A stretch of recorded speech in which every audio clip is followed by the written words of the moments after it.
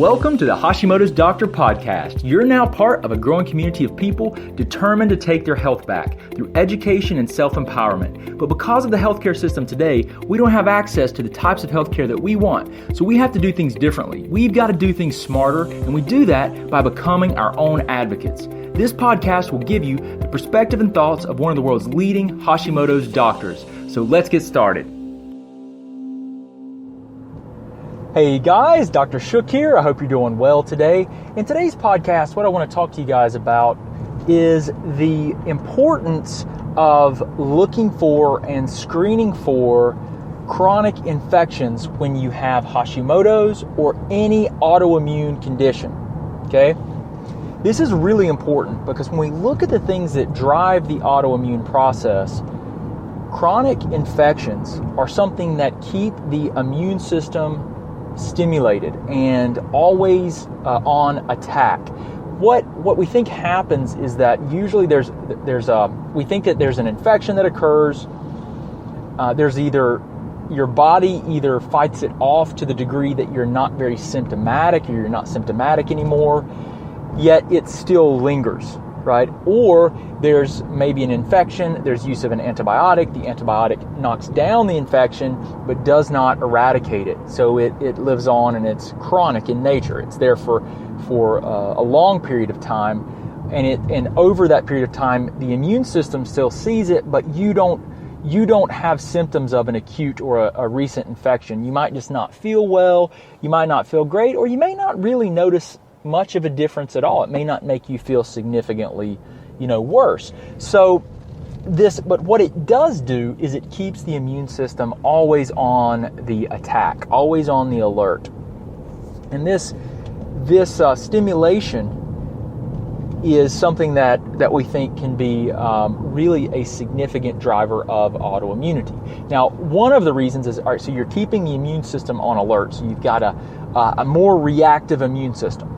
Okay, so you've got more cells that are being mobilized than you would if the infection were not present. Okay, so the body's still reacting, though you're not really feeling significantly different, or you may have symptoms that, like, again, you're not attributing to the chronic infection. The other thing is that the infection may have a similarity, an ability, or I should say, it looks similar if we're thinking on a molecular level. So if we think of a molecule, if you can envision any of those two-dimensional or three-dimensional pictures of a molecule, you may remember them from school, you may not, but they're just the shape of a molecule, right? Well, maybe they have a similar structure, especially when we think of like a protein structure to tissues in our body. Okay, so here's the concept it's called molecular mimicry. If part of the protein structure or part of the pathogen, the bacteria, the fungal infection, the parasite, if it looks similar in structure to your tissues, then the immune system may produce antibodies, which are kind of like little Post-it notes that float through the bloodstream, and they attach themselves to foreign, some kind of the foreign invader that it's designed to actually adhere to, and it shouldn't adhere or stick to anything else. That antibody may be able to attach itself to some of your own tissues that look similar to them, right, through this process called mimicry. So maybe there's like a Candida albicans or Candida infection, yeast, right? And that infection is chronic. It's a long-term infection.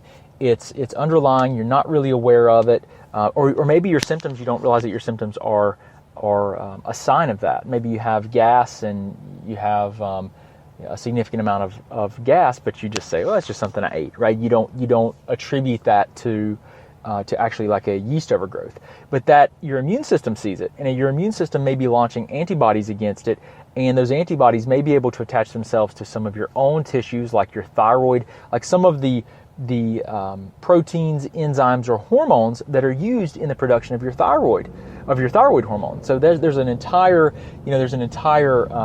endocrine production loop that produces multiple enzymes, multiple hormones, multiple tissues are involved that may be attacked that could cause problems with your thyroid hormone status. And it doesn't have to be quantity. It could be something else in that process that's disrupted that may not be evident upon like just looking at your totals of T4 or T3, okay, which are your primary thyroid hormones.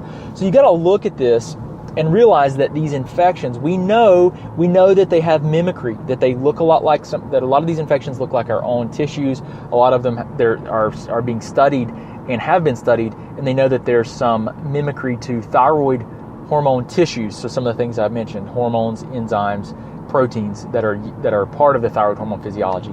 But this holds true for just about any autoimmune condition, that this mimicry is likely occurring. I know that it's been studied with other diseases as well, but it's really important that you look for infections. Now, there's good ways to look for infections, and we take a multi-phase approach to this. We look at the gut several different ways, from blood and immune-based testing to stool panels to even breath tests. There's a lot of different ways that we will assess what's going on, and you've got to gather data, guys, to make educated decisions on what needs to be done, or else you're guessing. Okay, and so the more precise you can be it's always better, guys, because it's more specific, and testing gives you the data to make those decisions. You want to make sure that you get good quality testing. Don't just look at, there's a lot of different labs out there. I think I've been approached by every laboratory representative out there to use their tests, and some of the tests look really good on the surface, but they may not actually give us great results. So we use, when in my office, we use a lot of different tests, a lot of different companies, and I've really done a lot of research so that we can best determine, what's going to give us, good, usable information. Because what good is it if it's not accurate? Anyway, I wanted to share this with you guys about these pathogens, these different types of infections. They have to be worked up. Remember, when you're looking at autoimmunity, you need to very thoroughly investigate food sensitivities, chronic infections, and then environmental chemicals that can be driving the immune response as well. You also need to look at very foundational body chemistry, so you need expanded, what would be considered more standard labs, but very expanded. You need to look at hormones. You need to look at cortisol daily rhythms. You need to consider toxins. You need to consider toxin quantities. You need to consider nutrient status. So we've got to look at things like nutrient quantities and status. We've got to look at toxins and even these the VOCs, different types of volatile organic compounds. All these things, the plastics, the phthalates, how they disrupt our endocrine system, because it's all connected. It's all connected. So if you do the research that you need to do, and you get specific information on your specific drivers of your problems, and you gather this data, it allows you to put together a very specific plan to address these problems that you find. And that's how we find the most success in addressing any type of autoimmunity, and really optimal health, quite frankly, because that's really what we're doing, is we're just looking at things that can interfere with normal, optimal physiology, and we're working to improve it. And that makes all the difference. So anyway, guys, I hope this helps you out. I hope this makes sense, and I hope it helps you to improve your quality of life. Remember, it's my mission to change one person's life at a time. If I change your life, if this information helps you, it'll help your family. That will help your community, and your community, a positive impact there will help us to start really changing the world, one person at a time. So I appreciate you guys hanging out today. If you have any questions, please do reach out to us. Let us know. Remember, there's a lot of things that you can start doing on your own. We've created numerous programs. The transformation community is part of that, where we've got numerous programs. It's actually a system that's designed for you to take one step at a time, and we've done a lot of the thinking and everything for you to try to make it as simple as possible to change diet, lifestyle, and give you guidance on supplementation to try to help you heal yourself. But if you really, if you want to save time, if you want to get as fast of results as possible, then you might want to consider getting testing, advanced testing. I work with people around the world, across the country, and we help them get very advanced testing to be as specific as possible to formulate plans that are specific to their unique needs. And we can do that too. But if you need help, let us know, guys. I hope this has helped you out so much. Hope you have a wonderful, wonderful day, and I look forward to hanging out and talking to you again soon. Thanks. Thanks so much for listening. We hope you enjoyed hanging out behind the scenes with Dr. Shook.